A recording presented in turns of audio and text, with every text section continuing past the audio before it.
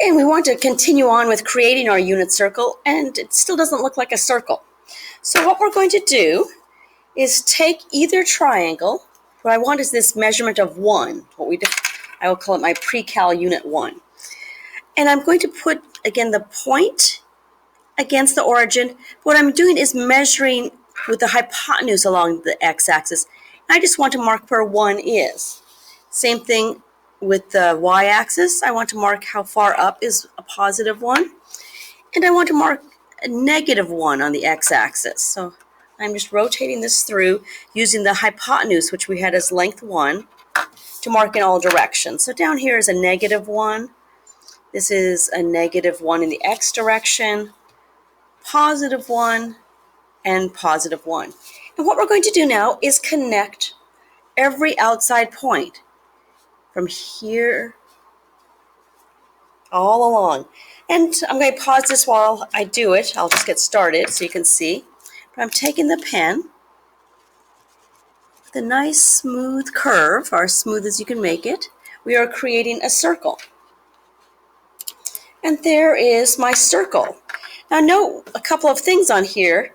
By definition, the hypotenuse in every case was 1. So my radius of this circle is 1. Because every direction I'm 1 unit away from the origin. So that's why it's called a unit circle, because everything is 1 unit away from our center.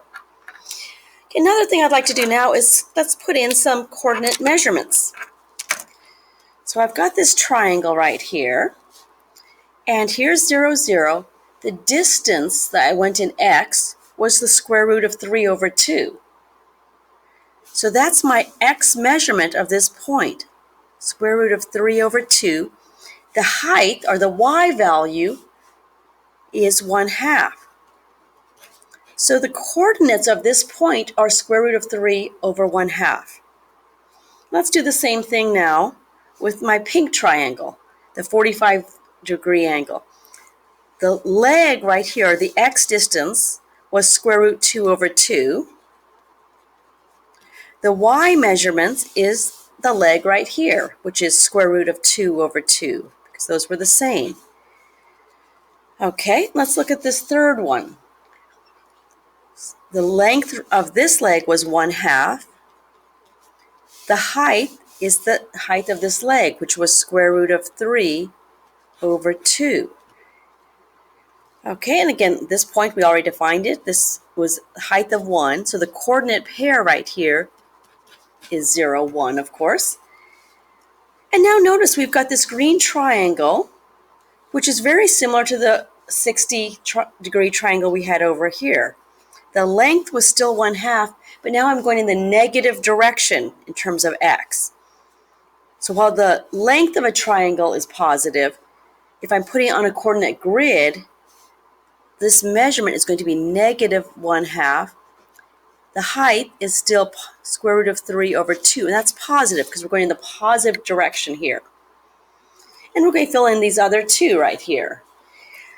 This triangle is the 45, 45, 90. Again, this is our reference triangle here. The x measurement here is in the opposite direction, so it's negative square root 2 over 2, but the height is the same, square root of 2 over 2. And this triangle right here, which has a reference of 30 degrees, or has an angle of 30 degrees, so we want to use the reference triangle with a 30-degree angle.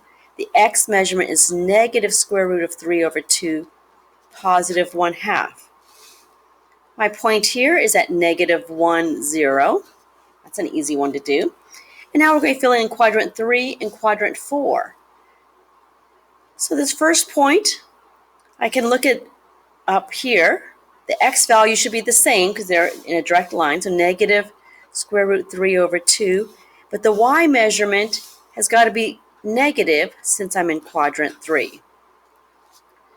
Next point is the 45-degree triangle, so follow that line. Negative square root 2 over 2, negative square root 2 over 2. We come down here.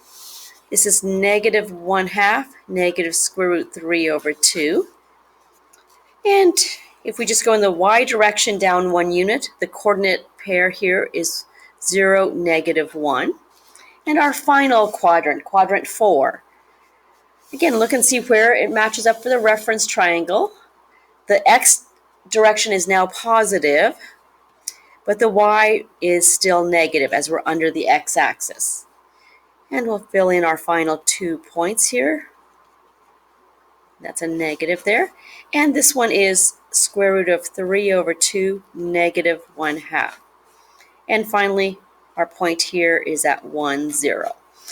These are all the measurements, the coordinate pairs on the unit circle. Another thing I'd like to point out is we're going to take a look. Let's just look at our 30 degrees reference triangle. So the one here in blue, right here. If I'm looking at 30 degrees, we know that 30 degrees, the sine of 30 degrees, is the opposite leg over the hypotenuse. The opposite leg is 1/2 over the hypotenuse is 1. So the sine of 30 degrees is 1/2. And look at this. This is also 1/2. So it looks like the sine might be the same as the y value. What would the cosine of 30 degrees be? Well, cosine is defined as the adjacent leg, in this case is square root of 3 over 2, divided by the hypotenuse. So cosine is the same as our y measurement. So let's make a little note of that up here. Cosine is our x, sine is the y value. And you'll find that is true across this whole circle. Another thing to take note of is that if we were to look across a diagonal line, so here we have 1/2 positive square root of 3 over 2. If you follow that diagonal line, the measurements down here are exact opposite sign, but same values. Take any other one. Let's try here. Negative square root of 3, positive 1/2, follow that diagonal, and we get the same numbers, but opposite signs. So again, there's a lot of symmetry in this circle. If we go across the x-axis, your x's are the same, the y's have the opposite sign.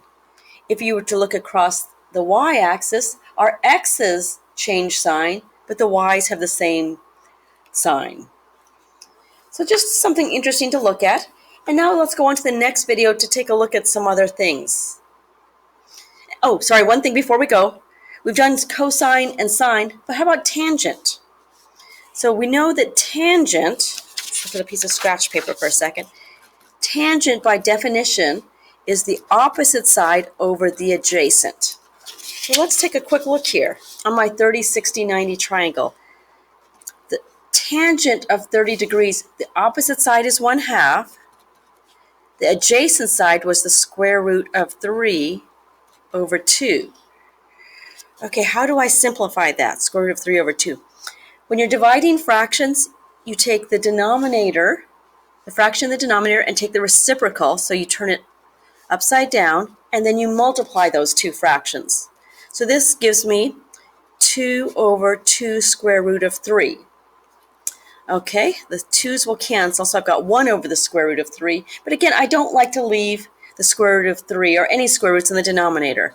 So multiply by the square root of 3 over the square root of 3, and we get square root of 3 over square root of 9, which is just a positive 3. So let's put in my tangent right here. So the tangent is square root of 3 over 3. And we want to put the tangent for each reference angle.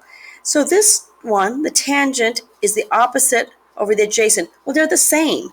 So anything over itself is just 1. So the tangent is 1 right here. And our last measurement right here, the opposite side, so square root of 3 over 2 divided by 1/2. Take the reciprocal here, so we get 2 over 1. Cross this one out. Those 2's cancel, leaving square root of 3. So this tangent is the square root of 3. You want to do the same thing now for every angle, but pay attention to the signs as you do it.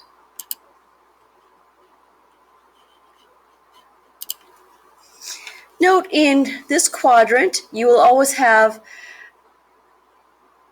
a positive and a negative. So the tangent in this quadrant will always be negative. Tangent down here, negative divided by negative, will always give you a positive. And quadrant 4, you again have a positive and a negative. So tangents will be negative.